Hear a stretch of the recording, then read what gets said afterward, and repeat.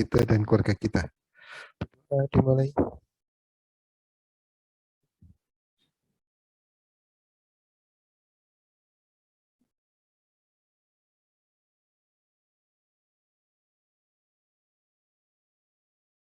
Amin, ya Rabbal Alamin. Baik, hari ini kita bahas UTS. Jadi kita tidak membahas materi kelanjutan. Kita bahas UTS dulu sambil mengulas. Pekan depan baru kita mulai praktikum kita. Kita lanjutkan praktikum kita berkaitan dengan MRP, Material Requirement Planning.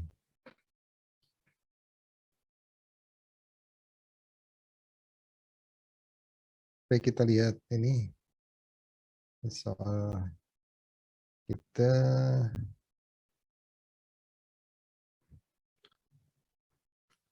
Ini saya share soalnya dulu. Soalnya ada dua soal, masing-masing 50%. Poinnya 50 sehingga totalnya 100. Di sini soal pertama adalah berkaitan dengan bagaimana cara kita membuat MPS. MPS dari data informasi yang ada ini. Jadi dari data informasi yang ada ini kita diminta untuk membuat MPS. Di sini datanya adalah berkaitan dengan harga masing-masing produk, yaitu harga X, Y, Z. 20.000, 50.000, dan 30.000 rupiah. Kemudian ada permintaan data forecast itu periode 1 sampai 6. Masing-masing untuk produk X, Y, Z. Ditunjukkan dalam tabel di bawahnya. Jadi sudah ada harga per unit produk untuk X, Y, Z. Kemudian ada unit produk forecast di periode 1 sampai 6. Ini datanya. Ya. Jadi tidak ada informasi lain. Dan kita diminta untuk membuat MPS. Tidak ada data berkaitan dengan safety stock, tidak ada data lead time, tidak ada safety stock, lead time, kemudian tidak ada on hand atau persediaan masa lampau, kemudian tidak ada DTF, tidak ada PTF. Tidak ada demand time fence dan planning time fence. Informasinya hanya ini. Kita diminta untuk MPS. Itu nomor 1. Kemudian nomor 2. Nomor 2 ini kita diminta untuk membuat agregat planning. Agregat planning. Kalau dilihat dari soalnya, soal ini, informasi yang diberikan adalah ada 6 periode, 6 bulan berkaitan dengan perkiraan.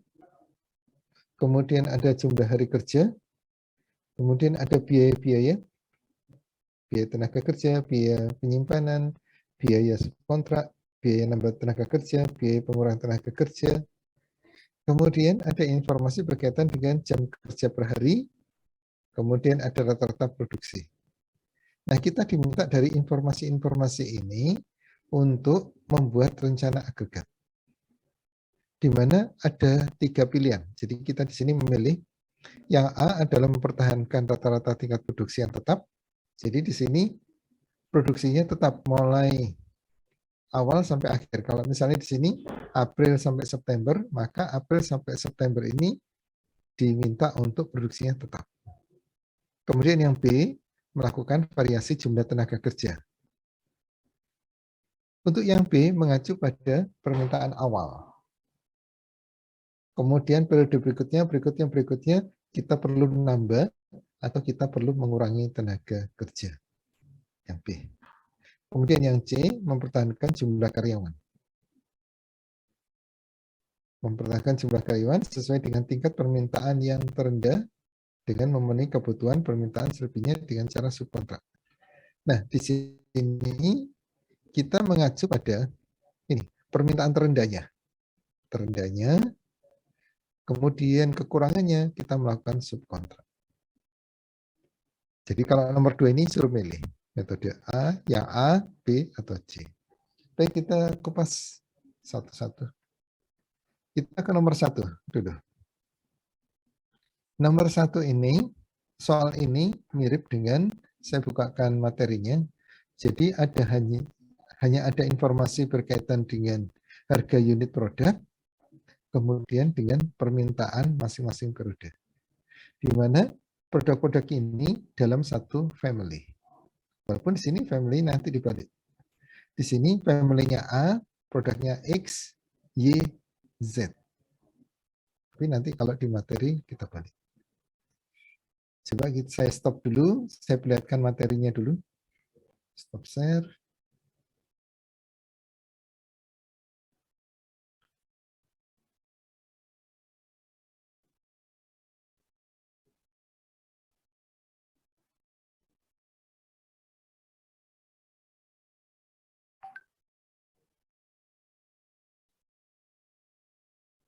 Ini saya bukakan perencanaan agregat, materi perencanaan agregat. Nah, ini awalnya sudah pernah saya share berkaitan materi ini. Kita buka di bagian setelah kita menyusun strategi. Kita buka materi berkaitan.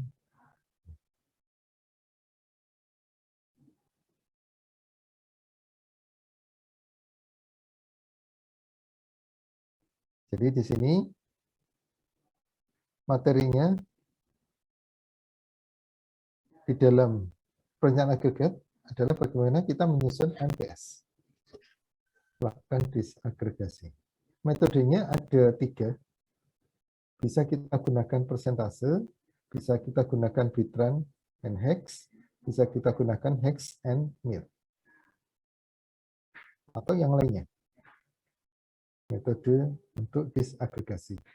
Nah, berkaitan dengan kasus soal, ini di sini dicontohkan metode persentase. Kita lihat metode persentase. Ini MPS. Ceritanya silakan nanti dibaca sendiri. MPS. Nah, ini soalnya yang di bawah ini. Soalnya. Sama-sama 6 periode. Sama-sama 3 produk dalam satu family. Kalau di sini family-nya adalah family X. Family X, produknya A, B, C. Kalau di soal tadi, family-nya A, produknya X, Y, Z.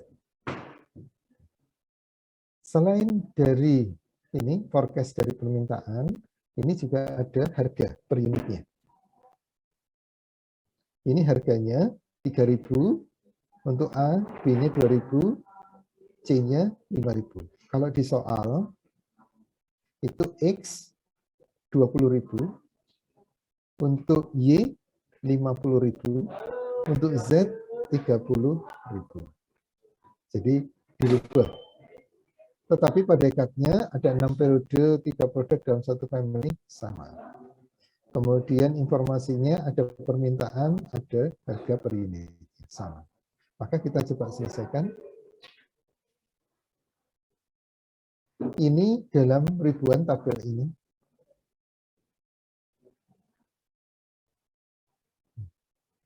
Tabel ini merupakan kelanjutan dari tabel sebelumnya. Di sini ada nilai 600. Di periode 1 ya kita perhatikan ada 600. Kemudian B-nya 1.200, C-nya ada 250 dalam ribuan. Angka ini diperoleh dari mana? Angka ini diperoleh dari perkalian unit produk tadi dikalikan dengan harganya. Contohnya ini ada 600 ya. Kita perhatikan ini produk 1 600. Diperoleh dari mana? Kita lihat di tabel sebelumnya. Nah. Produk A 200. Ini jumlah unit dalam unit dikalikan dengan harga per unit. harganya adalah 3.000 per unit.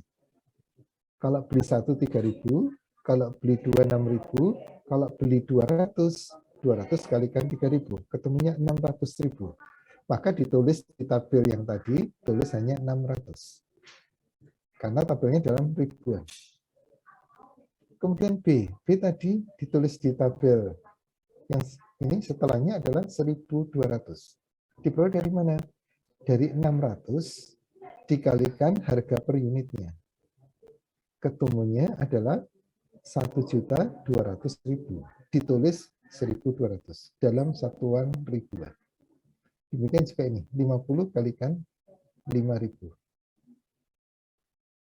Ketemunya adalah 250.000. Ditulis hanya 250. Jadi dikalikan sebetulnya. Maka ketemunya adalah 600, 1.200, 250, terus dikalikan semuanya. Kita totalkan mendatar ini menjadi 4.200. Yang B kita totalkan 8.260. Yang C kita totalkan 1.319. Mendatar. Kemudian yang ini secara kolom juga kita totalkan. Ketemunya 2050. Kolom kedua 2205 dan sebagainya. Ini juga total. Kemudian persentase ini kita peroleh dari 4.200 dibagi dengan 14.175. Ketemunya 29,6%. 8.260 dibagi dengan 14.175. Ketemunya 58,3%. Dan seterusnya. Totalnya ini 100%. Nah, ini kemudian tahapan selanjutnya adalah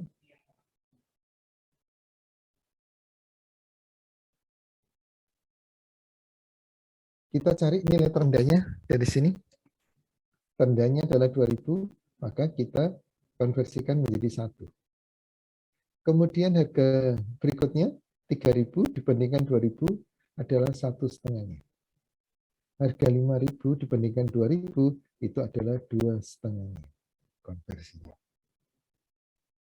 Kemudian dari nilai konversi ini kita jadikan untuk pembagi. Jadi 600 dibagi 1,5, ketemunya 400. 1.200 dibagi 1, ketemunya 1.200. 250 dibagi 2,5, ketemunya 10. 250 dibagi 2,5, ketemunya 100. Maka kita tulis di sini. Jadi dari konversi ini, kita bagi nilai-nilai itu, kita jadikan tabel di bawahnya.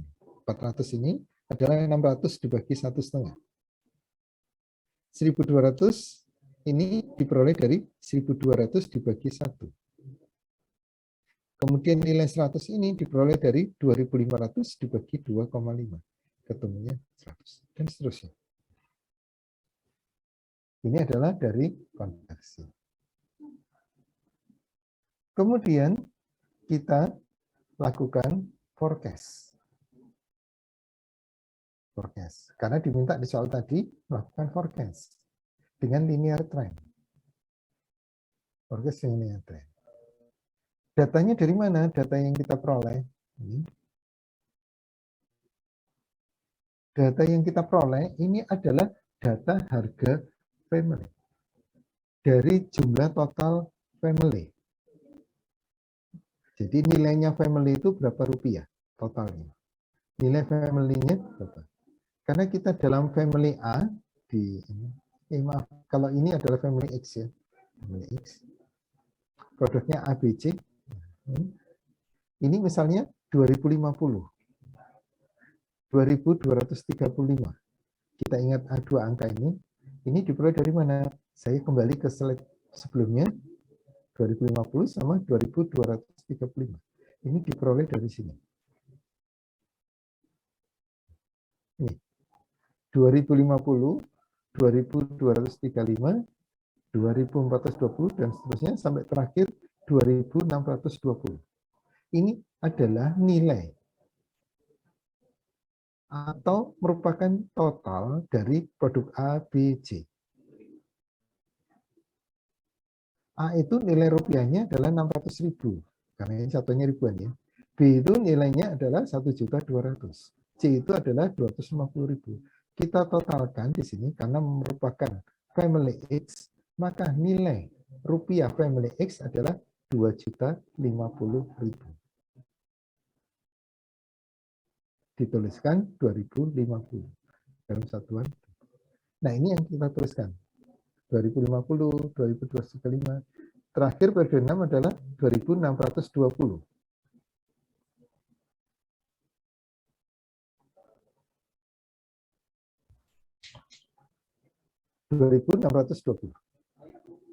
Kemudian kita totalkan. Kita buat tabel ini T, DT, ini datanya. T kalikan DT, kita kalikan T kalikan DT. Kalikan, tulis di sini. Kemudian T kuadrat ini, berarti T ini kita kuadratkan, tulis ini, kuadratkan, tulis ini. D aksen T dari mana? Ini masih kosong. DT min D aksen T, kosong masih ada. Maka kita hitung. B di sini untuk linear trend, B sama dengan N. N-nya adalah 6. Sigma T dt. T ini adalah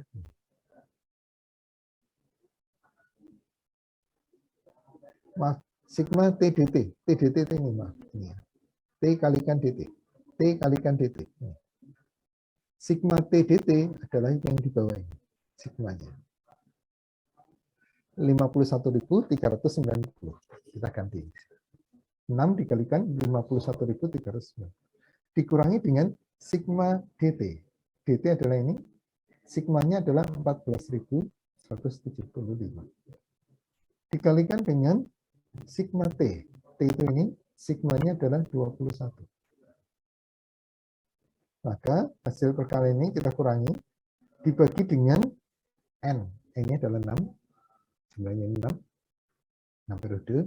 Sigma T kuadrat ini, sigmanya adalah 91. Dikurangi dengan dalam kurung sigma T. Sigma T adalah, ini T, sigmanya adalah 21, kita kuadratkan. Ketemu hasil nilai B, yaitu 101,6. Kemudian bagaimana dengan nilai A? Nilai A sama dengan sigma DT. DT itu ini, sigmanya adalah 14.175. Dikurangi dengan B. B-nya berapa? B-nya sudah dihitung di atas ini. 101,6. Dikalikan dengan sigma T. Ini adalah T, sigmanya adalah 21. Dibagi dengan N-nya 6. Maka ketemu nilai A adalah 2006,9. Maka kita bisa mencari nilai di aksen T. Kalau di aksen T sudah kita peroleh, maka DT min di aksen T kuadrat kita juga peroleh. Maka di aksen T sama dengan, kita tinggal masukkan. Ini adalah periode 1. Dengan rumus ini, maka T-nya kita ganti 1. Maka D aksen 1 sama dengan A plus BT. D aksen 1T ini merupakan hasil forecast. Jadi kalau kita baca, D aksen T adalah perkiraan, prediksi, atau peramalan di periode 1, nilainya adalah 2108. Hasil forecast periode kedua adalah 2210. Hasil forecast periode ketiga adalah 2311 dan sebagainya. Ini adalah hasil forecast di aksen T ini. Karena kita gunakan linear trend. Kemudian DT min D aksen T kuadrat. Ini merupakan simpangannya, tingkat errornya, scare error. Kalau mean scare error berarti ini kita bagi. Kita bagi dengan 6. Maka ketemu MSE. Mean scare error. Nah, di sini kita perhatikan antara data real, ini adalah DT data real, periodenya waktu, bulan, sini tadi, data realnya 2050. Tapi perkiraannya ini. Kalau perkiraannya itu selisihnya besar, maka errornya juga besar. Artinya apa? Kalau kita meramalkan, berarti kemungkinan melenceng.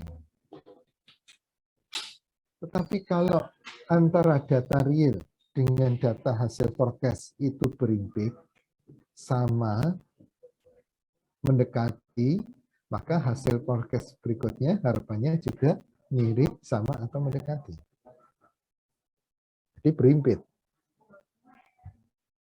Atau jaraknya nggak jauh. Jadi prediksi berikutnya kemungkinan tepat. Ketika errornya rendah. Filosofinya seperti itu. Nah, kita diminta untuk mencari periode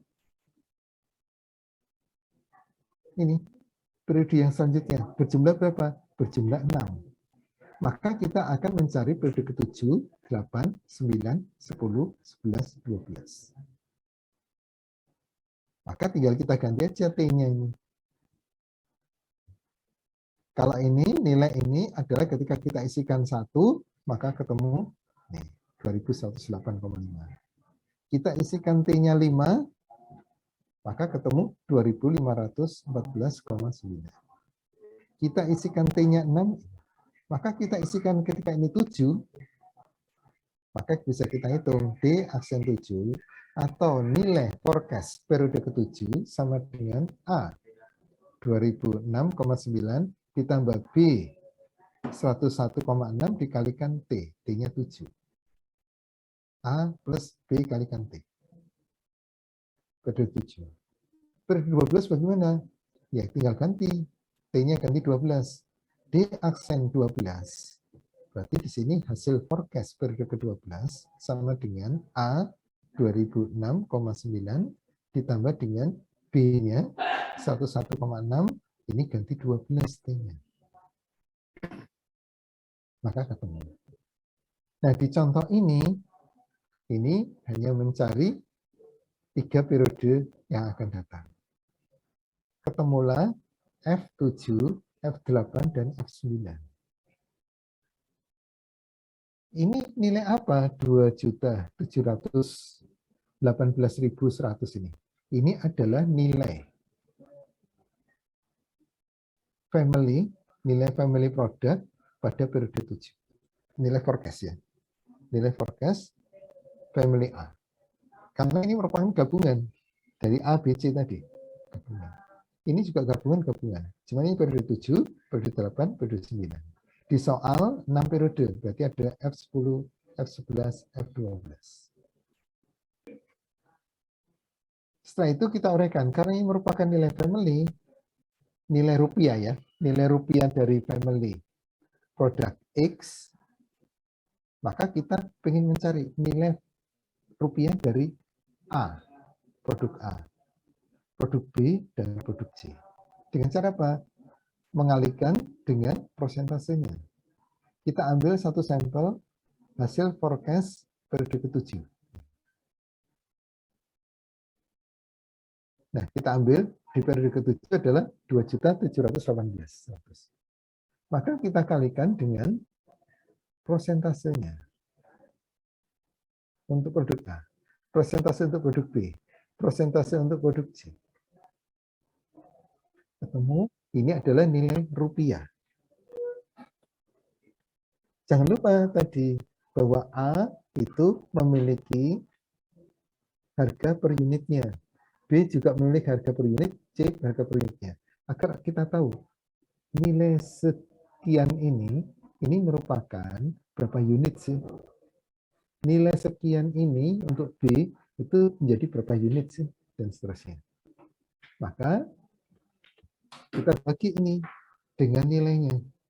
Untuk mengetahui produk A itu berapa unit, B berapa unit, C berapa unit.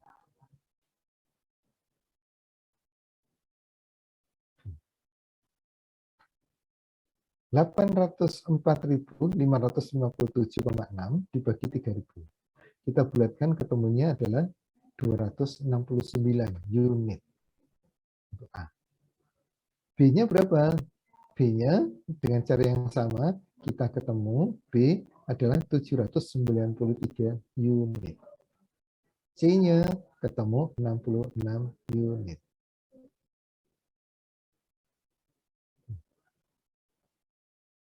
Maka ini kita ambil sebagai data MPS di periode ke-7. Untuk periode ke-8, periode 9, caranya sama. Kalau di soal sampai periode 12. Nah, ini sudah kesimpulan. Baik. Sekarang kita masuk ini. Penyelesaiannya dari soal. Jadi saya menunjukkan lagi soalnya. Ini soalnya. Ada 3 jenis produk. Kalau ini adalah family-nya A. Produknya adalah X, Y, Z. Kita coba selesaikan ini. Saya stop share. Dengan cara tadi, berdasarkan persentase.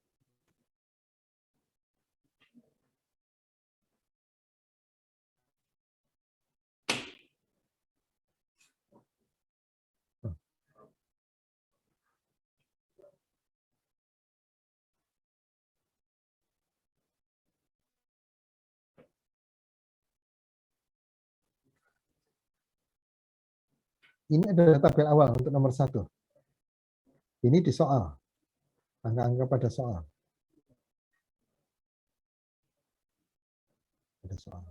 Dan ini harganya.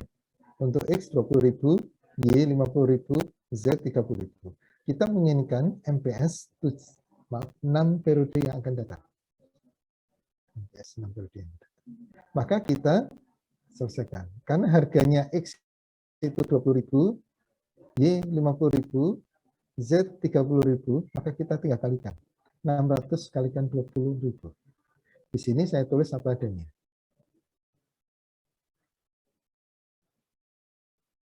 Ini juga sama. Kalikan, kita tulis apa adanya. Kalau ditulis dalam ribuan, boleh saja.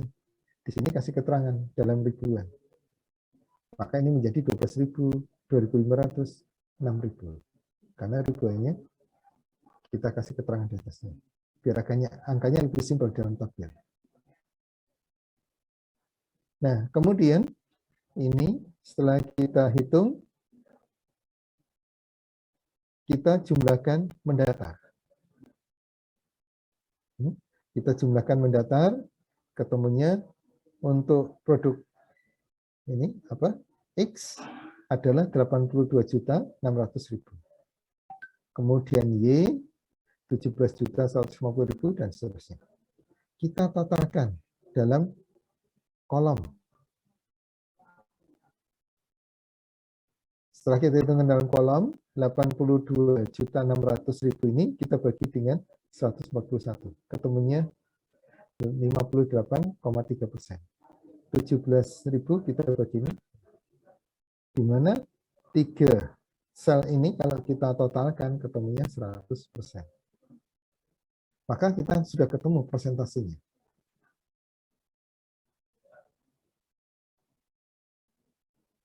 Yang tahapan ini kita lompati nggak masalah. Karena nggak mempengaruhi tidak mempengaruhi dalam hasil forecast. Tahap konversi. Jadi 20.000, 50.000, 30.000 paling rendahnya 20.000. Maka 50.000 berapanya dari 20.000 pastinya. 30.000 adalah 1,5 kalinya dari. Maka kita hitung di sini. Ini kita bagi 1 karena X konversinya 1, Y konversinya 2,5, maka 2,5 juta atau 2.500.000 kita bagi 2,5 ketemunya 1 juta dan seterusnya.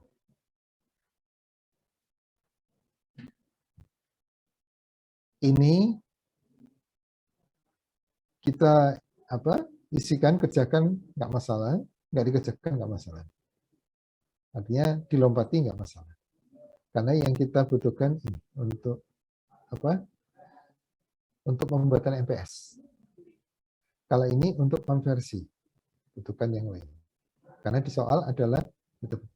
Maka angka ini yang sudah saya kuning ini, saya tuliskan sebagai data. Ini adalah forecast untuk family A. Di mana family A itu terdiri dari produk X, produk Y, produk Z. Family A. Ini adalah family A. Saya tuliskan di sini. 20.500.000 dalam ribuan. 22.350, 22.350 dalam satuan ribuan. Maka ketemulah TDT. Kita kalikan TDT. Yang berikutnya T kuadrat. Ini kita kuadratkan. Di aksen T belum kita isikan. Karena kita harus mencari nilai A dan B-nya dulu. Kita hitung nilai B berdasarkan rumus tadi. Ketemunya 1015. A-nya kita hitung berdasarkan rumus yang tadi di teorinya. Ketemunya 20.070. Maka kita memforecast. D aksen T sama dengan A plus BT. Maka ketemu forecast periode ke-7, ke-8, 9, 10, 11, 12. Nilainya masing-masing.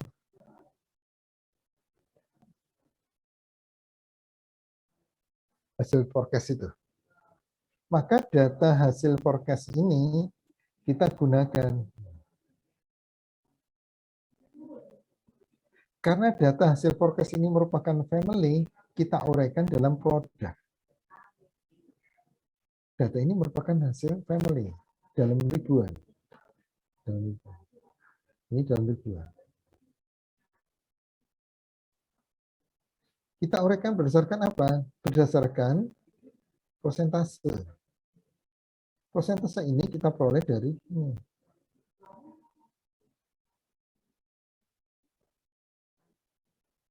Jadi persentase ini 58,3, 12,1, 29,6 kita peroleh dari ini.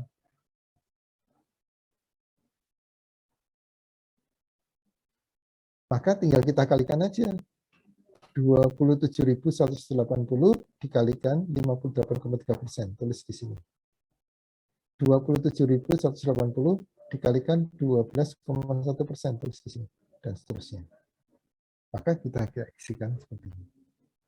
Ini dalam bentuk rupiah masih ada. Dalam bentuk rupiah.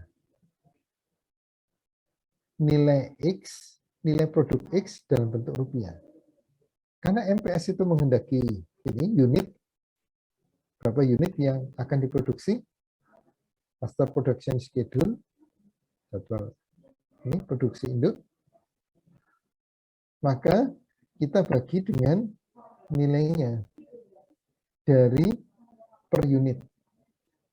Kalau tadi yang X itu 20.000, maka ini kita bagi 20. Untuk yang Y, kita bagi dengan 50. Maka 3.288,78,78 ya. Kita bagi dengan 50, kita tulis di sini. Dan seterusnya. Maka nilai-nilai ini adalah merupakan unit. Unit MPS periode ke-7, 8, 9, 10, 11, 12. Nilai MPS-nya ini. Maka sudah selesai. Sudah selesai. Ini mengacu pada soal tadi ya. Tidak ada lead time, tidak ada safety stock, tidak ada on hand. Selesai. Ini ketemunya. Ketemu jawabannya adalah. Bagaimana kalau cara yang lain? Cara yang saya tolerir, satu. Jadi selain cara ini, cara yang lainnya apa? Cara yang lainnya adalah mengacu pada, saya stop share,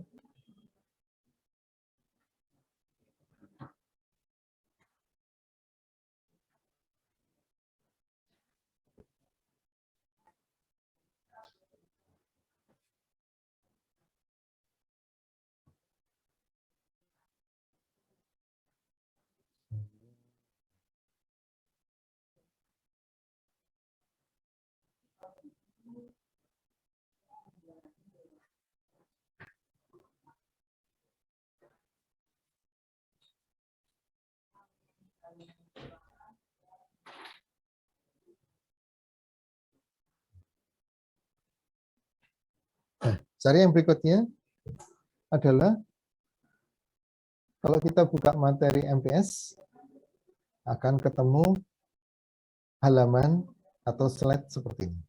Jadi dalam MPS itu filenya juga sudah saya share. Filenya awalannya seperti ini, slide awalannya, jadwal induk produksi.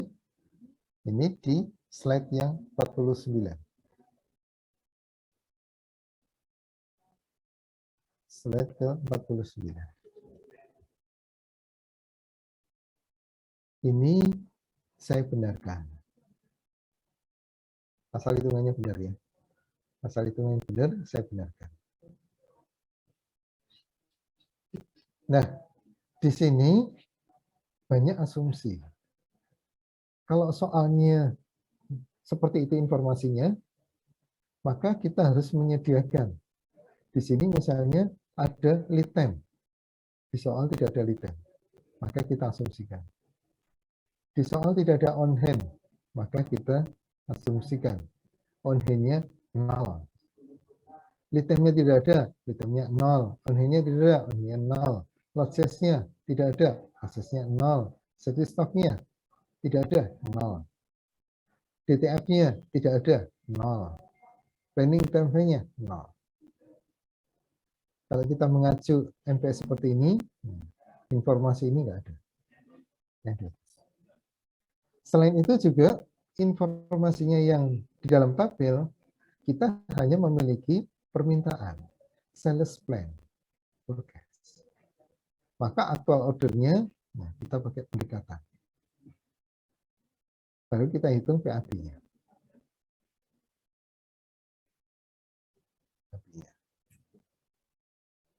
Di mana PAB ini mengacu informasi-informasi yang ada di atasnya. Di sini misalnya safety stock-nya 0. Maka PAB tidak boleh 0. Tidak boleh ini ya, kurang dari 0. Tidak boleh negatif. Kemudian misalnya ATP. ATP mengikuti MPS. MPS mengikuti apa? Kalau lot size-nya 20, MPS-nya juga harus 20. Lot size-nya ini 100, maka MPS-nya 100. Kalau ini 0, makanya juga ini 0. Maka lot size-nya kita tentukan. Lot size-nya berapa? Lot size-nya 1000, maka MPS-nya nanti begitu muncul 1000. Dan seterusnya. Mengaji. Kemudian ATP. ATP ini muncul ketika, hitungan ini muncul ketika MPS ada. Ini MPS-nya di periode 1, periode 3, periode 5. Maka kita hitung ATP-nya di periode 1. ATP itu menyangkut ketika dihitungkan di periode 1, dia menyangkut periode itu dan sampai dengan periode sebelum MPS berikutnya. Kalau di teorinya ya, baca teorinya itu, jadi penghitungan ATP itu berkaitan pada periode ini saat diisikan itu sampai dengan berapa? Ini kebetulan terselangi satu saja, maka sampai dengan periode kedua saja. Kalau misalnya ini tidak ada dihitung, misalnya ini ya, tidak ada MPS-nya misalnya, maka ATP itu akan dihitung periode 1, 2, 3, 4. Itu mempengaruhi hitungan ATP. Kalau MPS di sini hilang. Dan ini pun juga hilang.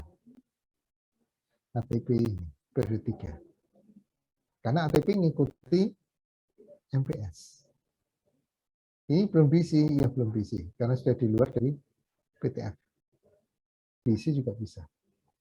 Tapi masalah ini sudah di luar PTF. Dan di sini periodenya yang sampai akan datang, kita tidak ketahui. Padahal untuk menghitung ATP di sini, mulai dari periode ini, periode kalau misalnya kita mengisikan di periode 5, sampai periode sebelum MPS berikutnya. MPS berikutnya kita tidak ketahui. Maka ini kosong. Perhitungan seperti ini saya benarkan. Asal logikanya nyambung. Logikanya nyambung ya. Seperti yang sampaikan tadi. On hand-nya misalnya ditentukan 10. Kalau on hand-nya 0, ya 0. Retemnya 1. Retemnya 0. Oke. Ini merupakan jawaban dari nomor 1. Ada yang mau disampaikan? Nomor 1. Ada yang mau disampaikan? Belum? Dari saya belum, Pak. Belum ya? Baik. Iya, artinya. Baik, kita kumpulkan dulu. 1. Kemudian kalau salah 30. Kalau benar 50. Jadi ada ini ya. Ancer-ancer seperti itu. Kalau nggak diisikan, kosong blank 0. Atau hanya tulis soal 0. Itu nomor 1. Mohon maaf Pak, Ya. saya nomor 1, nilai saya kan jawaban saya itu saya bandingkan dengan punya teman saya itu nggak jauh berbeda Pak, tapi nilainya range-nya itu beda jauh Pak. Iya, 30 sama 50. Kalau benar 50, kalau salah 30. Punyanya Chandra ya? Kayaknya saya 30 Pak, soalnya kurang lengkap. Oh ya, kayaknya di catatan saya sih punyanya Chandra itu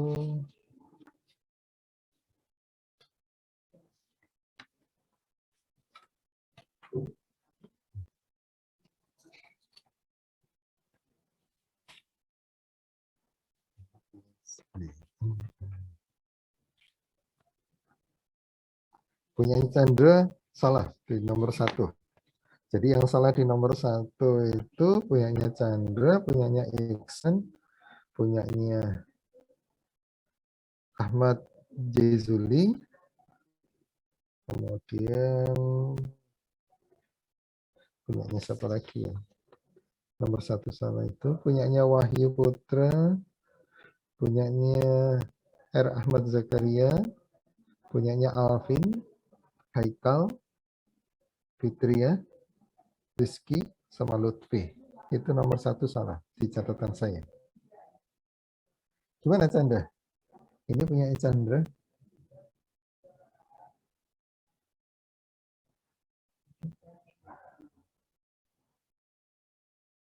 Ini Chandra saya tampilkan.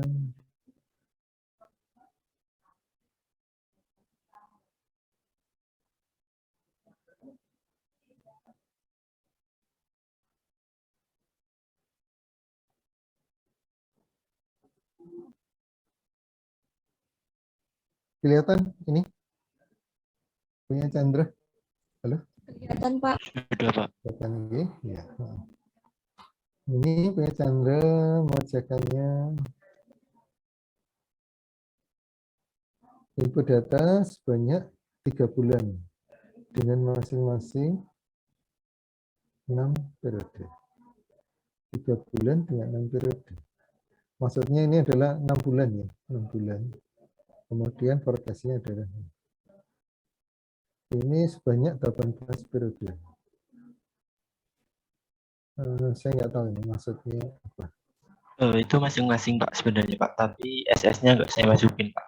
Nah, saya nggak tahu maksudnya. Kemudian ini adalah, jadi MPS itu bukan forecast. Jadi MPS itu bukan forecast. Beda. Forecast itu memprediksi, meramalkan. MPS adalah jadwal induk produksi.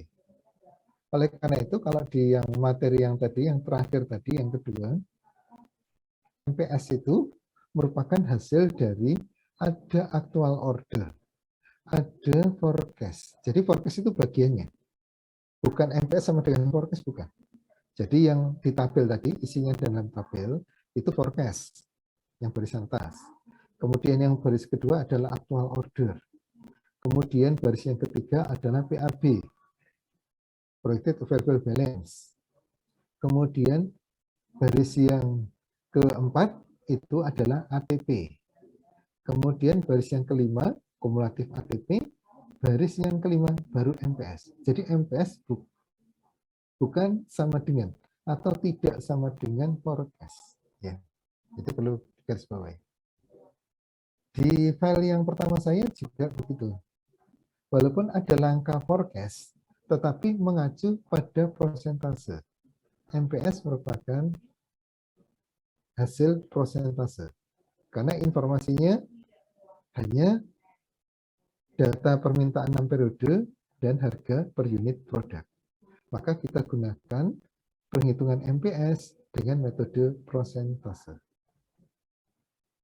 Di file yang pertama, kan saya buka dua file ya, dua file teori. Dan dua-duanya, kalau ada yang mengerjakan yang pertama, benar, kerjakan yang kedua juga saya benarkan. Ini punya Chandra melakukan forecast, ya, forecast. Ini forecast, ASEAN. Harganya nggak diikutkan di sini. Kalau di dalam metode persentase, itu unit produk kalikan harganya dulu. Kemudian kita total dalam family, tiap produk itu merupakan berapa persennya dari family produk itu. Kita agregatkan. Baru hasil agregat itu kita forecastkan. Bukan tiap-tiap kita forecastkan, tiap-tiap produk. Itu untuk mencari MPS ya. Kalau ini saya anggap mencari forecast, belum mencari MPS. Kalau ini MPS-nya inventory, forecast-nya, aktual ordernya,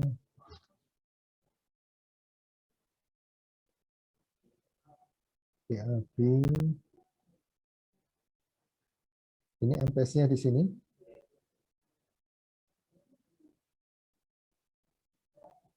MPS-nya. Maka ATP-nya ngikuti dari MPS. Ini ngikuti. Nah, di sini ATP-nya muncul, tapi di sini MPS-nya nggak ada.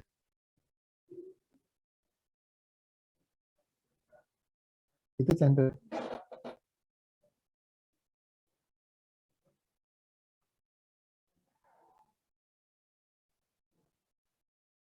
Ini MPS-nya di sini. ATP-nya ada yang di sini. Padahal rumus ATP itu apa sih? Rumus ATP.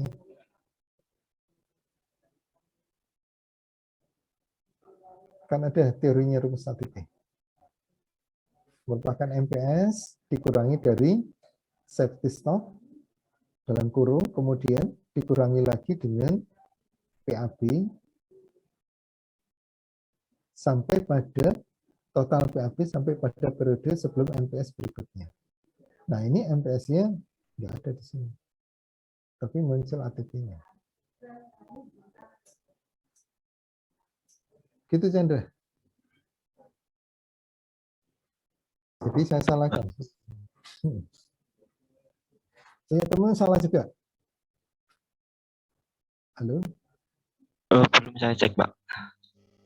Oh. Itu, jadi MPS mengikuti. Saya lihat punya siapa ya? Lihat punyanya.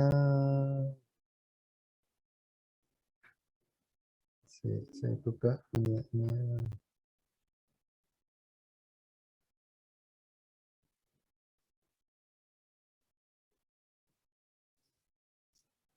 Punyanya Riri.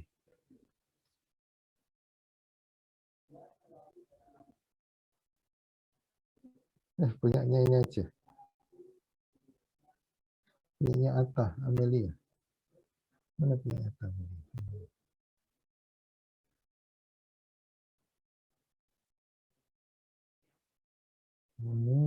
Atta, Amelia. Barangkali saya juga salah ngoreksi. Jadi salah ngoreksi itu bisa saja salah saya benarkan atau salah atau benar disalahkan. Salah dibenarkan atau benar disalahkan. Itu kesalahannya. Sama seperti errornya statistik. Errornya statistik itu, apabila hasilnya itu benar, kita salahkan, atau salah kita benarkan. Error tingkat 1, error tingkat 2. Ini saya besarkan. Satu punya Atta. Ini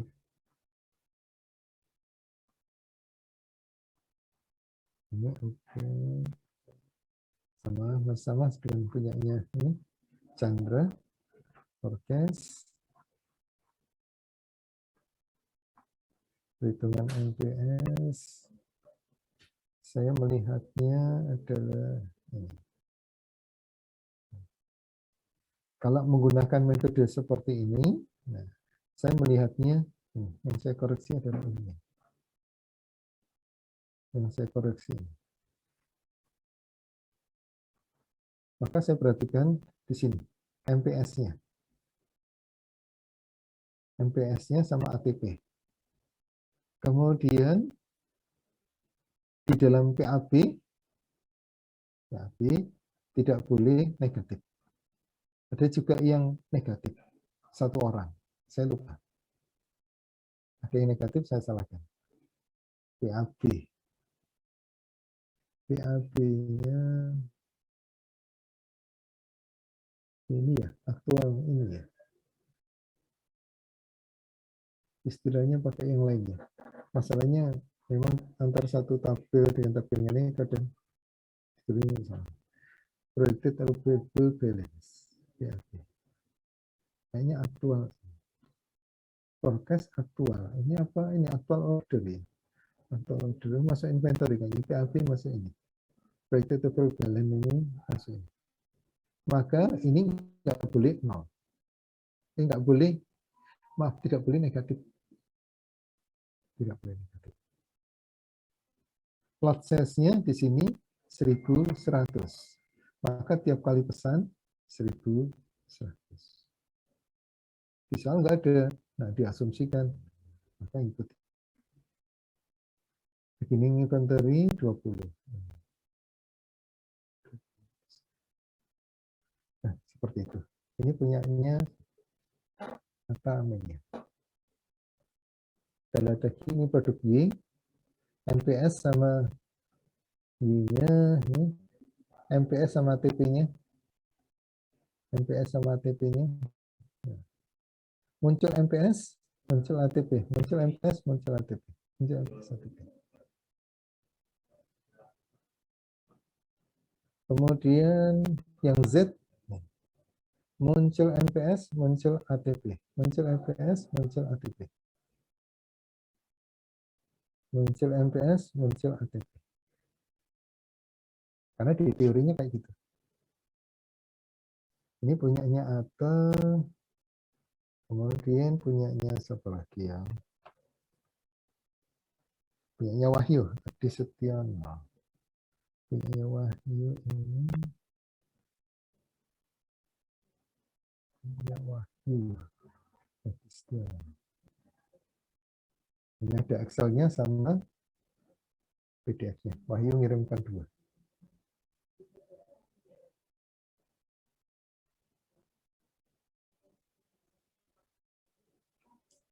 Ini kelihatan punyanya Wahyu? Halo?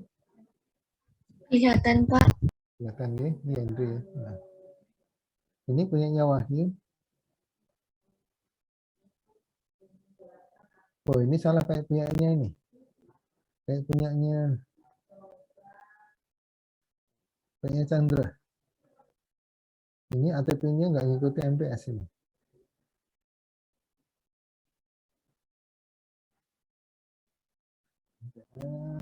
Forecast.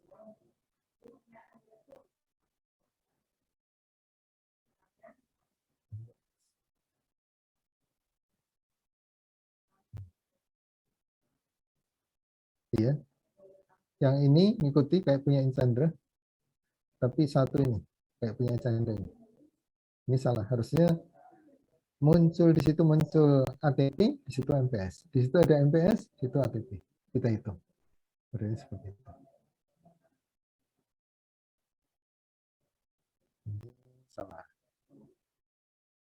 Kemudian siapa lagi?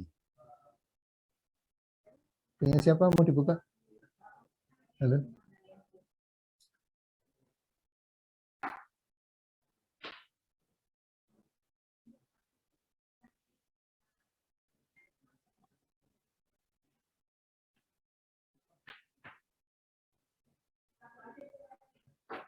Punyanya Ahmad. Ahmad ini kok cuma ngerjakan satu ya? Ahmad. Ahmad. 136. Kok salah buka sih?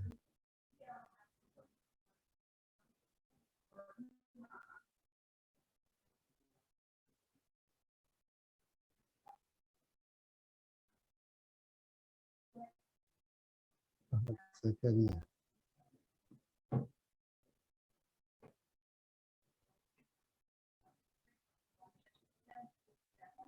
Ini cuma satu. Ini Ahmad. Ahmad ada Ahmad. Ahmad Zakaria.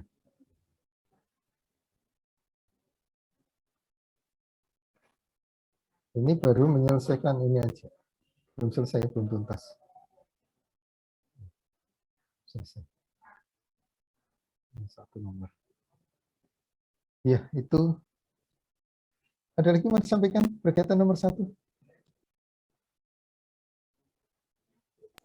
Belum ada, Pak. Ya, gimana? Ada yang tidak ada masalah? Ada lagi yang mau disampaikan? Belum ya, Arni? Baik. Saya lanjutkan nomor 2. Gimana, Chandra? Ada yang masukkan? Belum, Pak. Saya yang salah, Pak. Kurang teliti, Pak. Iya. Itu ya, silakan. Ya, error saya juga error. Error saya tadi. Mungkin ada yang benar saya salahkan, ada yang salah saya benarkan. Nah, kebetulan punya Chandra, kebetulan. Salah saya salahkan. Bukan benar saya salahkan atau salah saya benarkan, tapi punya Chandra salah saya salahkan. Kemudian kita lihat soal nomor 2. Nomor 2.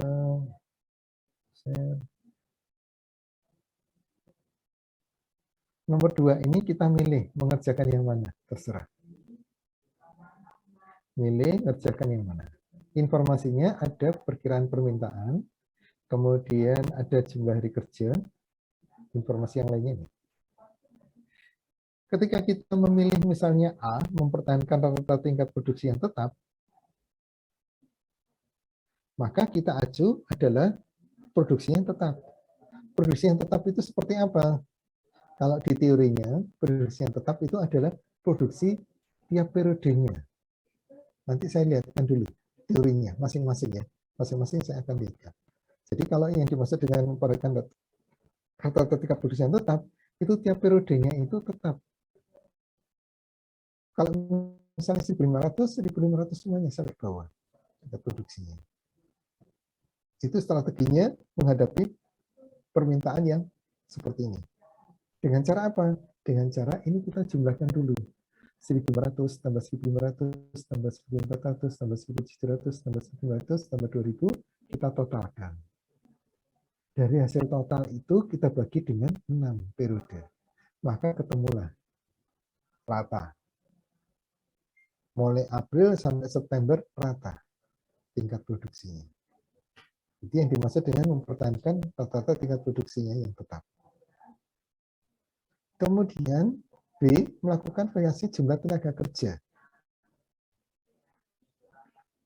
Ini artinya merekrut atau melepas. Menambah tenaga kerja atau mengurangi tenaga kerja. Patokannya apa? Kalau di teori, patokannya adalah produksi pertama ini. Di bulan April, itu tidak nambah, tidak mengurangi. Karena ini patokannya. Kemudian bulan Mei, nambah atau tidak. Karena berkaitan dengan hari kerja. Juni nambah atau ngurangi. Juli nambah atau ngurangi. Dan sebagainya. Kalau toh nambah berapa? Kalau mengurangi berapa? Kita masukkan unsur. Kemudian yang ketiga, ini mempertahankan jumlah karyawan sesuai dengan tingkat permintaan yang terendah. Yang memenuhi kebutuhan permintaan selebihnya dengan cara subkontrak. Ini permintaan yang terendah adalah 1.400. Maka ini adalah sebagai patokan. Mulai bulan April sampai September, produksi ini regulernya, produksi rutinnya adalah 1.400. Kurangnya subkontrak. Dengan informasi ini, kalau biaya tenaga kerja, biaya penyimpanan, persediaan, biaya margin subkontrak, biaya nambah tenaga kerja, biaya mengurangi tenaga kerja, dan ini juga informasi ini perlu kita masukkan. Untuk apa? Untuk nambah atau mengurangi tenaga kerja. Informasi ini kita masukkan. Kalau untuk yang pertama tidak perlu kita ini kan. Kalau tuh pengen detail ya bisa kita masukkan. Kita lihat ini ya, apa teorinya dulu. Saya stop share. Teorinya dari itu. Kita lihat file materi kemarin. Perencanaan agregat ya, benar.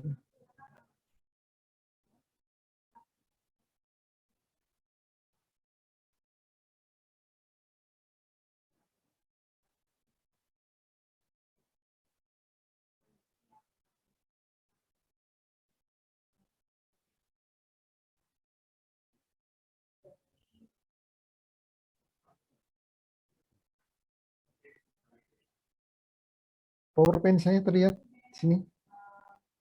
Tampilan Terlihat, Pak. Oke, makasih Indri.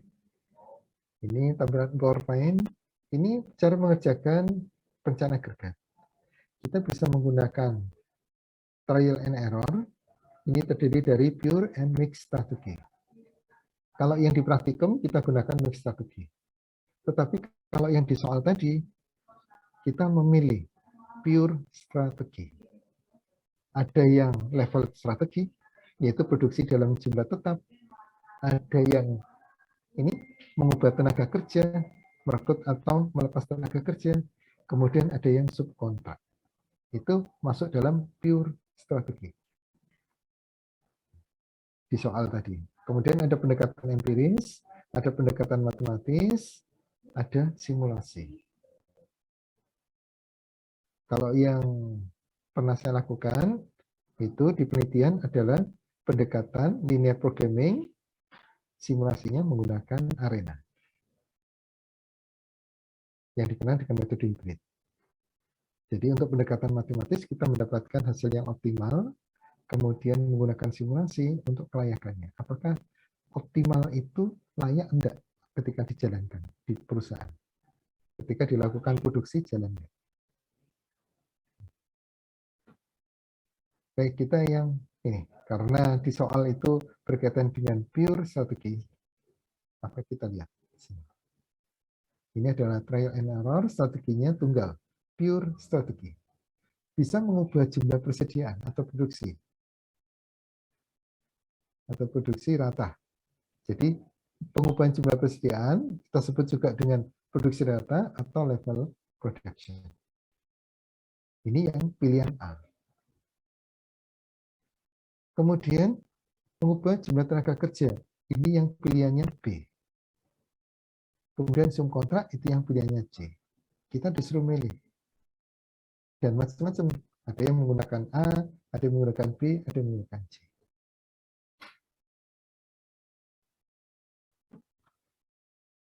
Ini ada strategi campuran.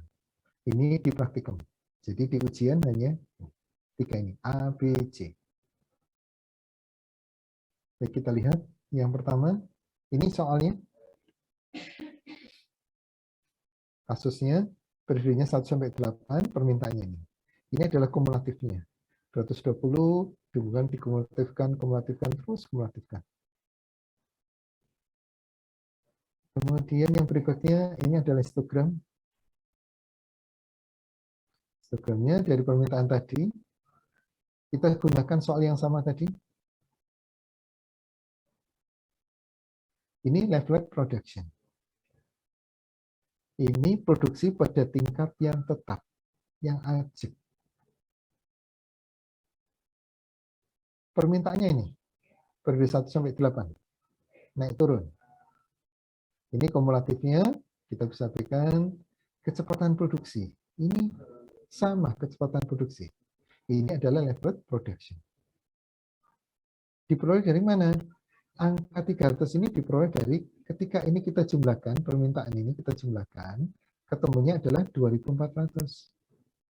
Karena ini merupakan kumulatifnya. Kumulatif dari apa? Dari ini.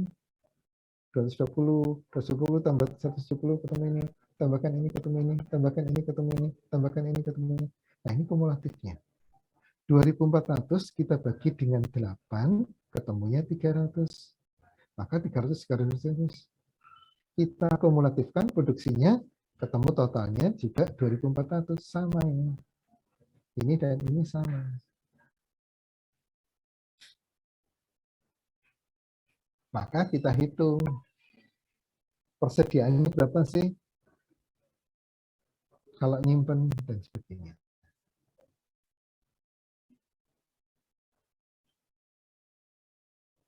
Tuh. Maka kita hitung di sini.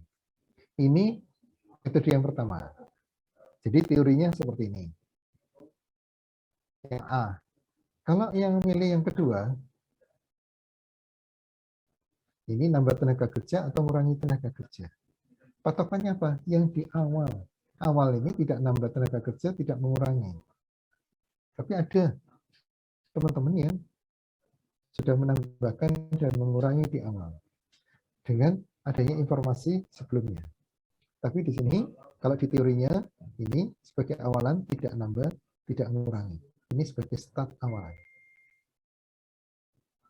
Maka ketika turun di sini, turun ke periode kedua, dari tabel ini, turun, maka ada selisih berapa? Selisih 20, 50 ya? 50. Maka 50 dikalikan penurunan. 50 kalikan 150. Ketemunya 7.500. Kemudian dari 170 periode kedua ke periode ketiga naik. Naik berapa? Naik 230. 230 dikalikan 100. 23.000. Terus ini naik turun begini.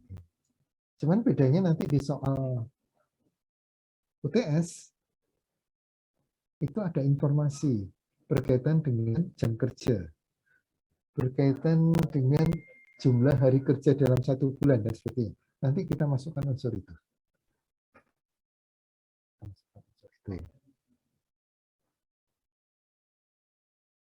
Nanti akan ketemu kita harus nambah tenaga kerja atau mengurangi.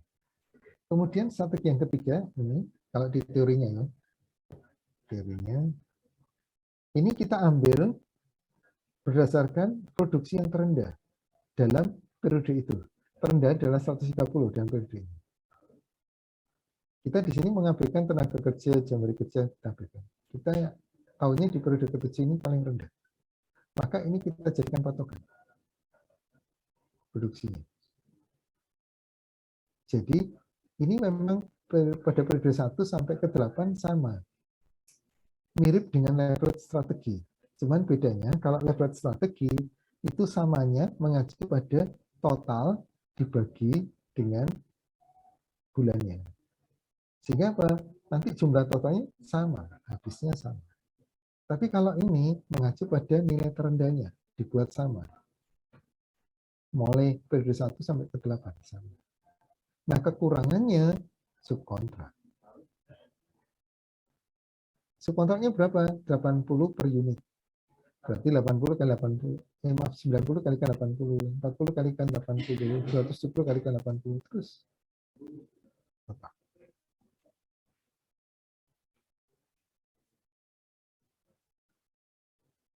Nah, kalau ini adalah mix strategi. Tidak diinginkan. Jadi kita hanya sampai pada 3 tadi. Subkontrak, ini yang C, kemudian nambah ngurangi tenaga kerja, case strategi, itu yang B, kemudian yang A adalah level production. Atau biasa kita sebut dengan apa? Mengubah persediaan. Mengubah jumlah persediaan. Atau disebut dengan production rate. Atau biasa disebut dengan level production. A, B, C. Baik, kita tutup. Lihat ini. Pengerjaan saya juga masih di Excel.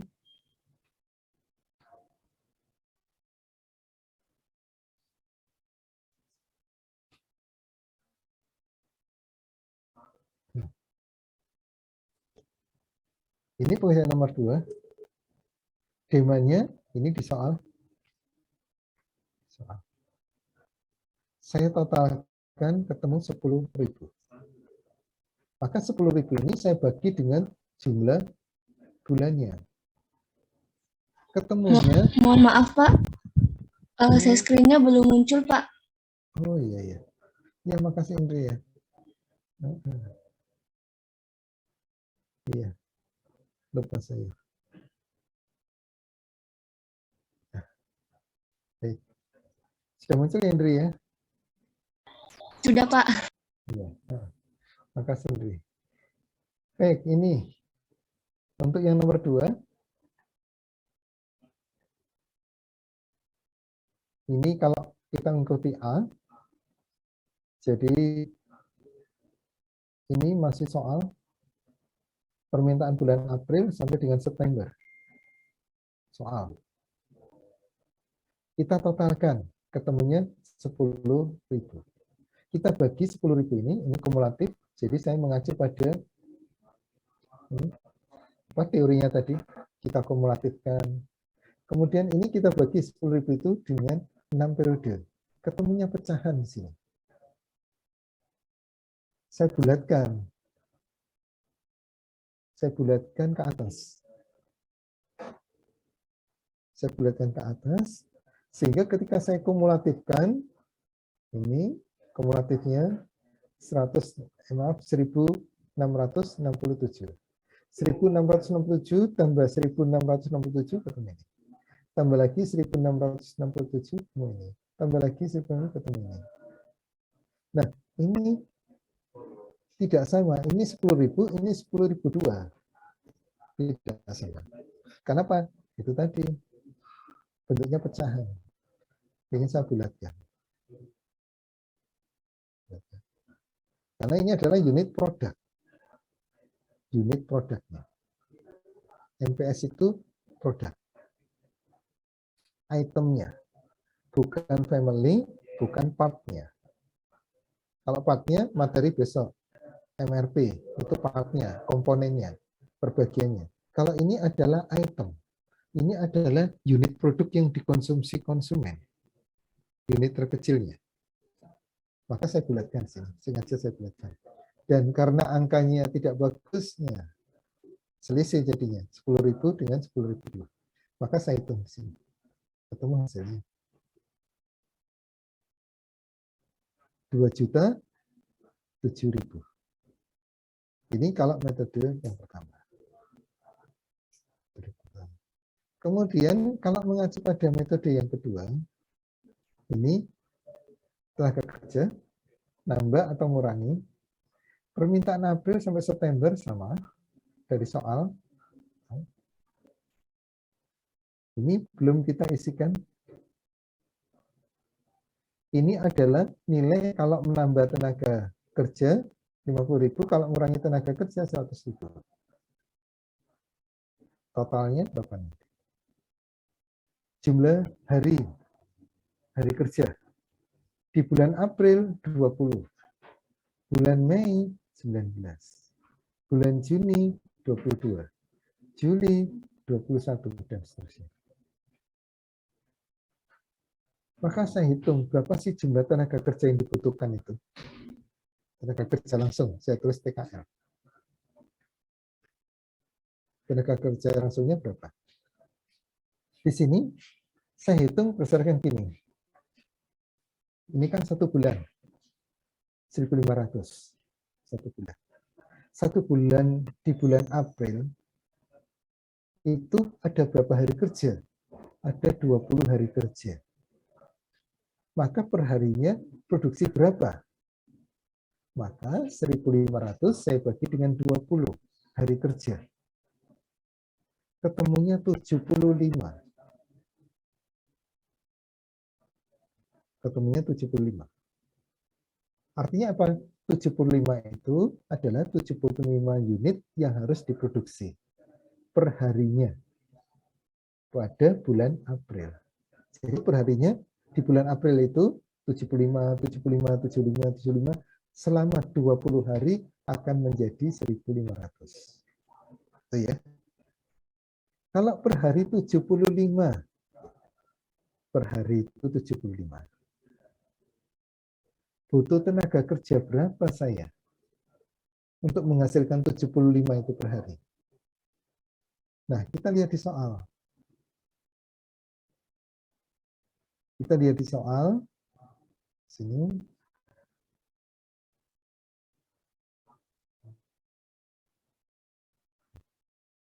Yang saya blok ini, informasinya. Bahwa jam kerja per hari itu 8 jam. Rata-rata produksi per unitnya rata-rata produksi itu butuh 2 jam orang. Artinya kalau ini saya bahasakan, berarti 1 orang itu untuk membuat 1 unit produk itu butuh waktu 2 jam. Kalau 1 hari bisa menghasilkan berapa unit produk? Maka saya tinggal bagi aja. Kalau 1 hari itu 8 jam, 1 orang pekerja, padahal untuk membuat 1 unit produk itu butuh 2 jam, maka 1 orang dalam 1 hari kerja itu akan menghasilkan 4 unit produk. Sampai sini ada yang masih bingung membahasakan ini, informasi ini?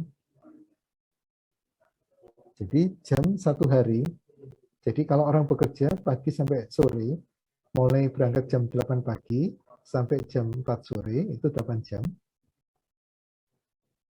8 jam ya kerja.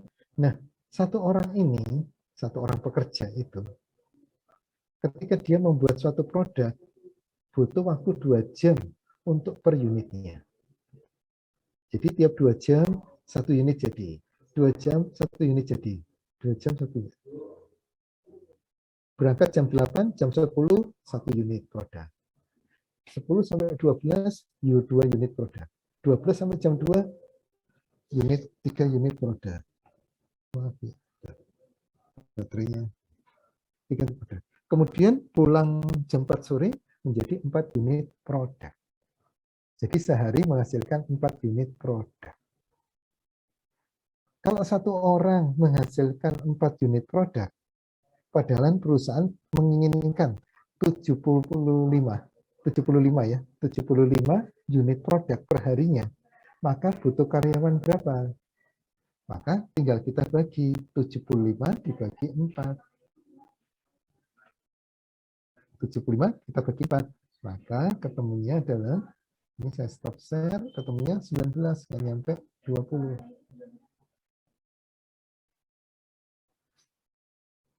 Ini Excel saya.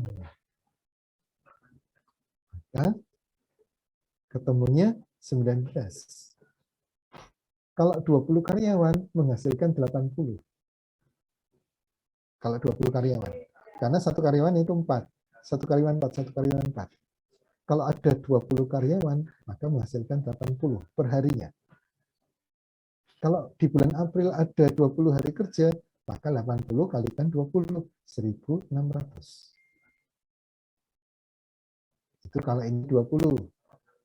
Tapi kan ini kita butuhnya 75 per harinya. Maka ketemu 19. Pembulatannya ke atas, tenaga kerja. Tenaga kerja pembulatannya ke atas. Maka di bulan April saya butuh 19 tenaga kerja. Gimana di bulan Mei?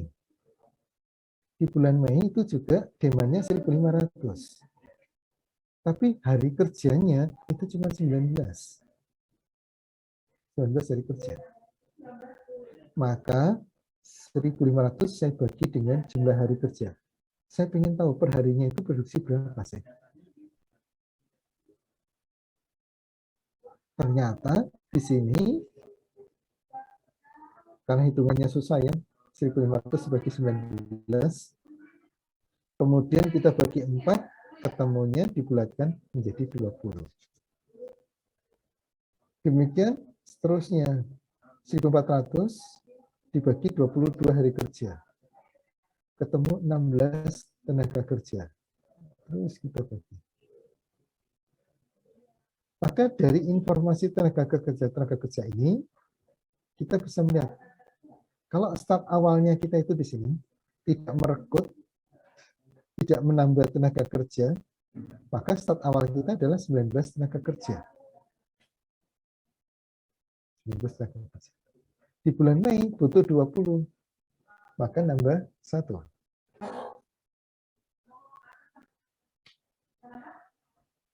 Nambah 1. Nambah 1, maka ini nambah tenaga kerja.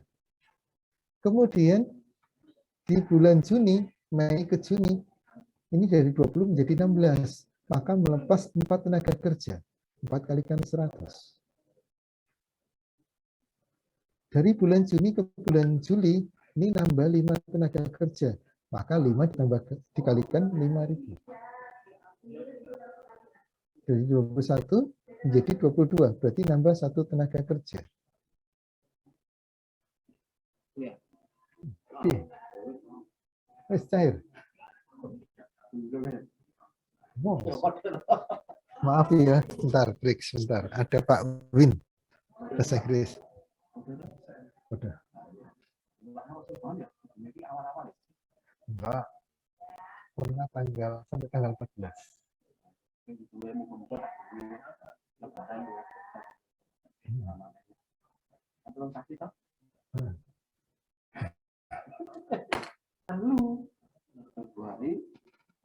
Februari, Maret, April.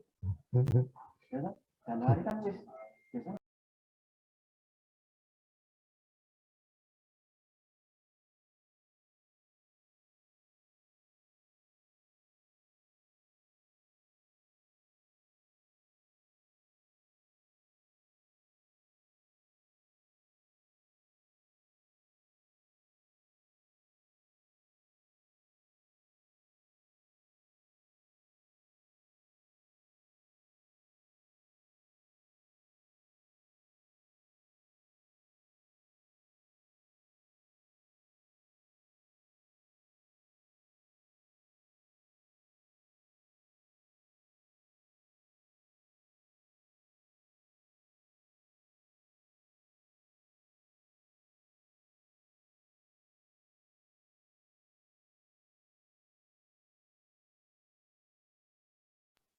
Maaf ya, break sebentar.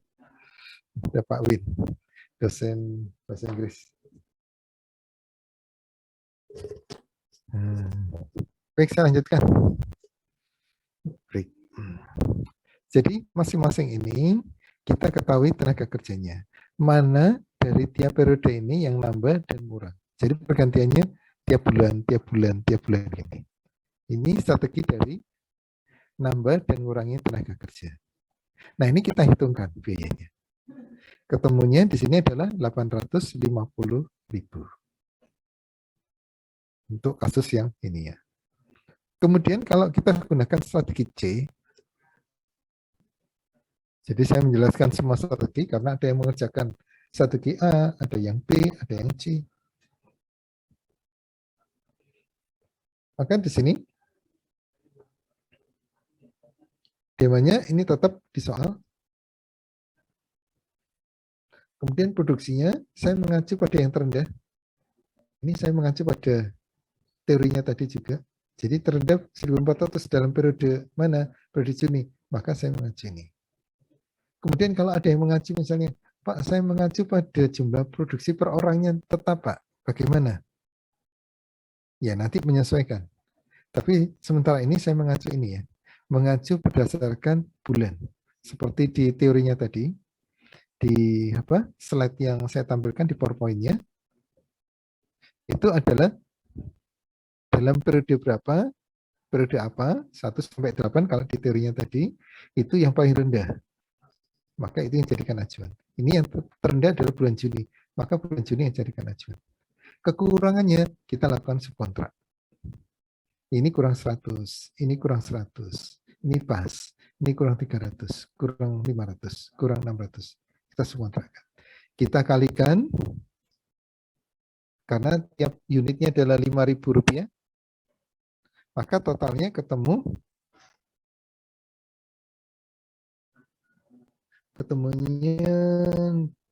8 juta ya. Ketemunya 8 juta ini. 8 juta, ya. Nah,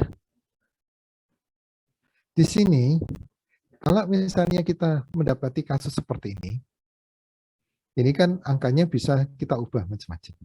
Kalau misalnya kita mendapati suatu perusahaan dengan angka-angka seperti ini, maka pada ikatnya nanti ketika kita menggunakan strategi-strategi itu di dalam perencanaan agregat adalah untuk memilih mana kira-kira strategi yang paling bagus untuk perusahaan. Karena ini kaitannya dengan biaya ya, karena unsurnya biaya, dengan mengasumsikan yang lainnya itu tidak ada masalah. Misalnya merekrut atau melepas tenaga kerja, nambah atau mengurangi tenaga kerja itu tidak masalah. Subkontrak itu juga oke-oke saja, mau berapapun itu akan diterima. Kemudian misalnya yang di atas itu untuk ini produksi juga untuk penyimpanan nggak ada masalah. Pokoknya biayanya sudah ditentukan seperti itu, maka nanti pada ikatnya kita mengisikan dengan berbagai strategi itu, intinya adalah untuk membandingkan. Kira-kira dari strategi-strategi itu, mana yang paling baik untuk perusahaan. Maka itu yang kita rekomendasikan. Kalau untuk KP, untuk TA seperti itu. KP atau TA itu perencanaan agregat, kita bandingkan dari hasil perhitungan kita dengan strategi, berbagai macam strategi, kemudian perusahaan seperti apa, kita bandingkan. Kondisi dari metode kita dengan kondisi di perusahaan. Mungkin kondisi dari metode kita gunakan 1 metode, 2 metode, 3 metode. Kalau ini misalnya 3 metode ya, ABC, maka 3 metode ini kita bandingkan dengan perusahaan. Dari 3 metode ini kita bisa rekomendasikan mana yang paling murah. Antara A, B, dan C. Ini 2.700.000. Kalau ini nggak nyampe 1 juta. Ini 8 juta. Maka lebih memilih yang B. Yang kita rekomendasikan ke perusahaan. Kalau perusahaan lebih murah, ya nggak ada. Oh, ternyata dengan perusahaan sudah menggunakan metode mix strategi, lebih murah. Ya udah. Ya sudah yang kita rekomendasikan. Bahwa metode pure strategi kita berarti tidak cocok untuk perusahaan itu. Kalau penelitian kita memang hasilnya tidak lebih optimal dibandingkan dari perusahaan. Tapi kalau dari penelitian kita itu lebih optimal, kita rekomendasikan. Tapi apakah ada penelitian yang tidak optimal? Ada saja. Ya seperti yang ini Thomas Alva Edison ya. Kalau orang lain melihat itu suatu kegagalan ketika mau menemukan ini lampu pijar, bahwa Thomas Alva Edison pernah menggunakan berbagai macam material bahan untuk membuat material yang bisa berpijar pada suhu ribuan derajat, yang namanya berpijar ya, ribuan derajat, tidak hanya menguap. Kalau air menguap ya 100 derajat. Tapi kalau benda menguap bagaimana?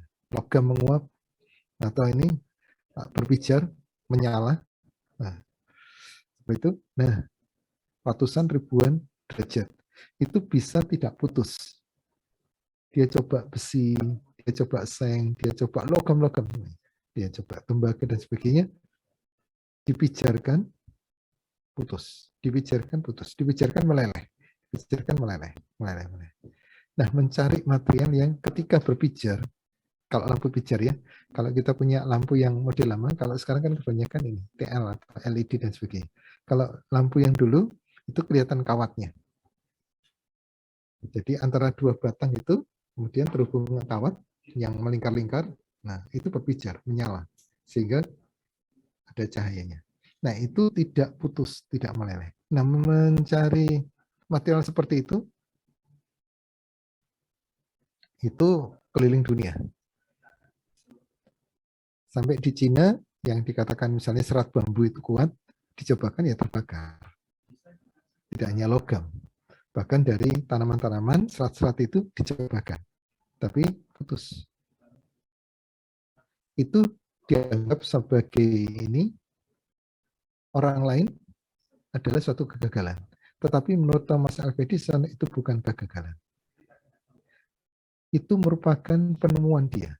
Keberhasilan dia bahwa logam itu, misalnya besi gitu, bahwa besi itu tidak bisa dipakai untuk bahan sebagai lampu pijar. Karena apa? Leleh. Jadi itu merupakan keberhasilan penemuannya. Jadi jangan gunakan besi lagi untuk membuat ini. Tapi gunakan logam yang bisa. Yang bisa jadi campuran dari besi dan sebagainya bisa jadi. Tapi jangan besi murni. Karena akan leleh. Akan hancur. Jadi sama. Penelitian seperti itu. Tidak harus penelitian itu mendapatkan sesuatu yang optimal. Bisa jadi suatu penelitian itu mendapatkan sesuatu yang optimal. Tapi tetap langkah-langkah sebelumnya itu harus diupayakan supaya apa? Mendapatkan hasil yang optimal. Jangan tiba-tiba sudah tahu-tahu ini tidak optimal, kita paksakan ya just tidak optimal. Tapi ada tahapannya. Studi literatur dan sebagainya kita lakukan. Nah, seperti itu nanti kita dapatkan poin-poin seperti ini. Nah, ini nanti kita akan rekomendasikan. Kalau biaya kita lebih rendah dibandingkan perusahaan. Itu. Baik, ada yang mau disampaikan? Untuk saya nomor 2 benar atau salah ya Pak? Nomor 2. Punyanya, stop share dulu. Ini Chandra.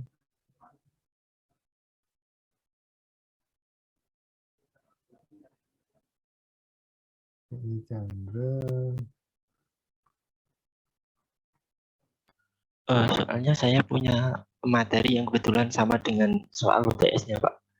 Terus jawabannya beda sama punyanya Pak Sino juga. Materi, oh ya persis ya. Sama persis Pak. Sama persis.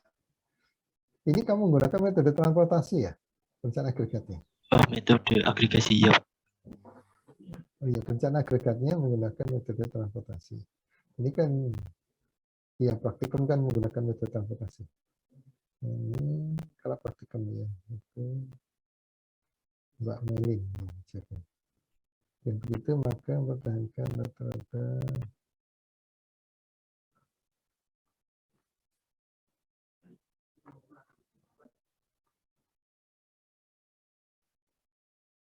ini strateginya apa?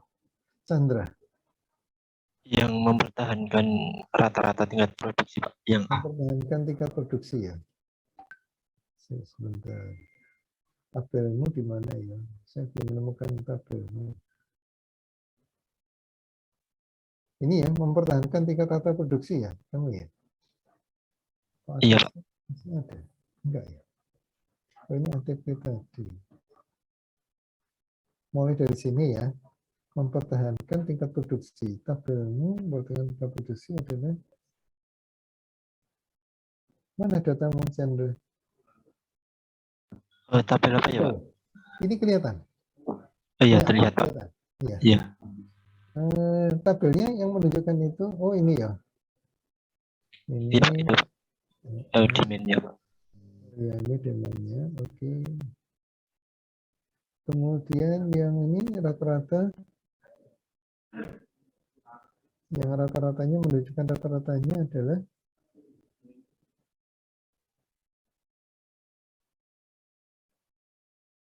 mana Chandra?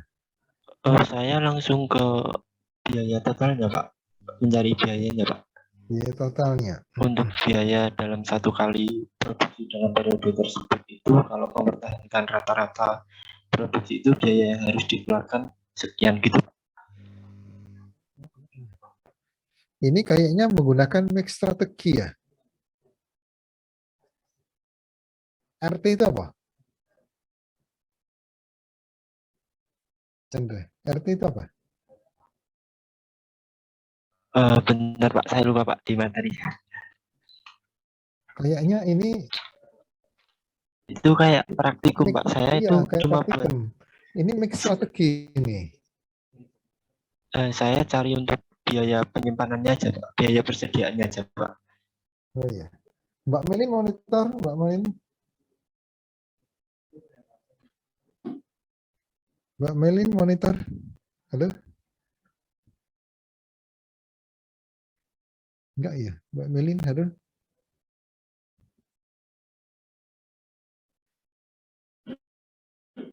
Ini yang SK ini kayaknya subkontrak ya. Iya, Kemudian OT ini apa ini? OT ini. OT itu apa ya? kalau itu saya isi dengan tenaga kerja Pak. Tenaga kerja, nambah atau ngurangi tenaga kerja atau apa? Oh enggak, total tenaga kerja dalam Total periode tenaga tersebut. kerja Iya Pak. dalam periode tersebut. RT-nya Saya lupa Pak, artinya singkatannya Pak.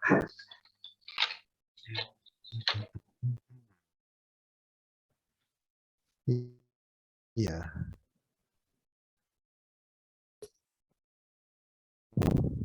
Materinya itu saya nemu setelah UTS, terus jawabannya itu sama saya itu hanya terpaut sekian ribu gitu Pak, hasilnya Pak.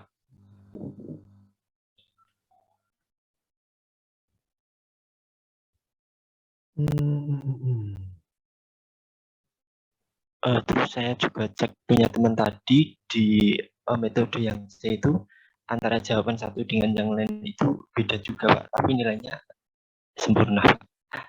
Oh iya. Iya Pak. Tapi saya nggak berani nyebut nama orangnya Pak, soalnya privasi. Oh iya, privasi. Iya. Saya lebih cenderung pada itu. Dia berani milih yang mana, kemudian logikanya kadang-kadang saya lakukan itu. Jadi saya kadang tidak mengoreksi secara detail.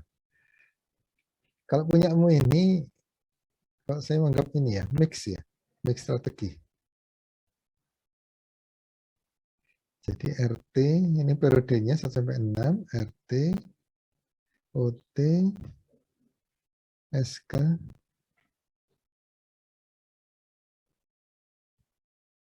ending inventory. Saudara nggak tahu ini apa? RT, OT, SK ini. Itu kalau SK itu subkontrak, kalau OT itu tenaga kerja, kalau yang RT itu demand-nya Pak, permintaannya Pak. Demand-nya. Iya. Ini demand-nya kok 1.500, 1.600, bukan 1.500, 1.500. Kok beda dengan ini? Saya lupa Pak kalau yang RT itu Pak, tapi yang jelas itu punya dasarnya Pak, ada dasarnya gitu Pak. Permisi Nah, ini- Pak, itu kemarin RT itu regular time, sedangkan itu overtime Pak. Ya, ya. Ini berarti regular time itu kalau produksi reguler. Kemudian overtime itu kalau ada jam lembur. Kalau di dalam ini ya, regular time, overtime ya. Gitu maksudnya ya, Indri. Iya Pak, kemarin itu kan Mbak Melin sempat jelasin itu kalau yang RT itu kan regular time, terus ada overtime, ada subkontrak. Nah, Ya. dari situ nanti lihat sudah sesuai sama permintaan atau belum gitu loh Pak, yang jadi di bawahnya yang demand gitu. Oh ya, ya, saya ada gambaran. Ini regular time-nya berarti variasi ya, apa waktunya. Kemudian overtime-nya yang tetap. Overtime itu lembur. Kalau yang Hobinya RT ada lembur. itu hasil kumulatif Pak. Hasil kumulatif. Hasil kumulatif dari RT ini. Soalnya kalau demandnya ini sih, yang saya blok ini. Demandnya ini. 1.500, 1.500, 1.400 ini soalnya. Kan Ini kok menyesuaikan yang tabel atasnya itu, Pak. tabel atasnya ini. Nah, itu kan di antara tiga variabel itu kan ada yang 1.500 terus sudah terpenuhi gitu, yang bawah juga sudah terpenuhi, berarti itu hasil akhirnya gitu, Pak, kayak PO kemarin, Pak. Sama persis kayak praktikum, Pak, yang saya gunakan, Pak, metodenya, Pak. 100 ribu. Saya pernah menggunakan ini juga apa transportasi, tapi saya pengen menempatkannya.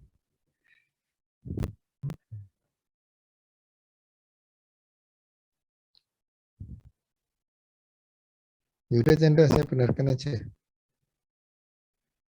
Ini masalahnya apa di pilihan itu? Kenapa kok kemarin pertimbangannya saya salahkan? Itu di pilihannya kan pilihan yang pertama itu levelet atau yang menetapkan pada produksi yang tetap. Kemudian yang kedua, pilihan yang kedua adalah nambah atau mengurangi tenaga kerja. Kemudian yang ketiga, ini adalah untuk subkontrak. Nah, kalau dari informasinya Indri tadi, bahwa RT nanti reguler dari waktu yang diproduksi, uang yang dibutuhkan dari tabel atas, kemudian ini OT adalah overtime, kemudian SK adalah subkontrak. Maka kalau dimasukkan murni subkontrak kayaknya juga tidak bisa murni ya. Karena yang di soal itu kan murni. Saya tadi kan di teorinya ada pure strategi, ada mix strategi. Pure strategi itu terdiri dari macam-macam ini. Kemudian ada mix strategi itu ketika kita campurkan. Ada 2 metode, 3 metode kita campurkan. Adanya subkontrak, adanya overtime, lembur ini ada yang overtime, kemudian regulernya berapa, regulernya ini variasi atau kita samakan. Nah, kalau misalnya ada ini ada campuran, ada perpaduan, itu masuk dalam kategori mix strategi. Itu Chandra. Gitu ya. Ada yang mau disampaikan? Jadi ini saya benarkan hitunganmu. Tapi nggak bisa berubah langsung karena sudah fix. Nanti di akhir. Ada lagi yang lainnya? Atau Chandra? Atau Indri? Cukup, Pak, dari saya cuma mau itu. Oh, ya. Jadi saya perlu menandaskan lagi di teorinya itu ada mix, ada pure. Jadi kalau kita lihatin ini, biar tidak bingung, mungkin saya juga menerangkannya tidak tuntas. Nah, ini PowerPoint saya. Jadi ada pure, ada mix. Ada strategi tunggal, ada strategi campuran. Kalau di soal tadi, soal UTS, itu strateginya tunggal atau pure. Dia mengubah jumlah persediaan. Atau dengan istilah lain adalah produksi rate atau level produksi. Di mana Pak? Produksinya tetap dia ajak. Dibuat ajak. Dengan cara apa? Menjumlahkan variasi permintaan itu, kemudian dibagi secara rata. Itu adalah level produksi. Kemudian ada mengubah jumlah tenaga kerja, ini menambah atau mengurangi. Kemudian ada subkontrak. Nah, ketiga ini ada contohnya. Kemudian ini ada strategi campuran. Campuran itu merupakan kombinasi dari strategi tunggal. Bisa 2 dikombinasikan, bisa 3 dikombinasikan. 2 yang mana? Terserah. Jadi kalau kita lihat di sini, misalnya ini ya, pure strategi. Jadi pure itu cuma adopsi satu aja. Di UTS itu satu aja pertanyaannya. Jadi ini level produksi ini yang saya terangkan tadi. 300 dari mana? Dari totalnya ini, total permintaan ini, kita bagi dengan jumlah periodenya. Sehingga 300. Sehingga jumlah 2.400 sama 2.400. Ini tetap ajak. Itu level production. Pure, cuman itu tak strateginya. Kemudian ada strategi lagi. Ini juga pure strateginya. Ngurangi sama nambah, ngurangi sama nambah, ngurangi nambah. Kalau nggak ngurangi, nambah. Kalau nggak ngurangi, nambah. Selama tenaga kerja itu berubah. Startnya awal. Karena tidak ada informasi berikutnya, sebelumnya, ini startnya awal. Tidak nambah, tidak nambah. Karena tidak ada informasi awal. Kalau ada informasi awal, maka kita bandingkan. Ini naik apa turun. Nah, baru kita tahu nambah atau ngurangi. Maka di sini startnya, ini turun, ngurangi. Naik, nambah, turun, ngurangi. Ini strateginya, pure. Tidak ada strategi yang lainnya. Kemudian yang ketiga, ini juga subkontrak. Dengan mengacu produksi terendah. Terendahnya mana? Terendahnya ini. Ini juga pure, tidak kecampuran. Nambah tenaga kerja, ngurangi tenaga kerja, tidak berdasarkan rata-rata level production, tidak. Ini pure subkontrak. Tunggal. Kemudian ada juga yang campuran. Ini campuran.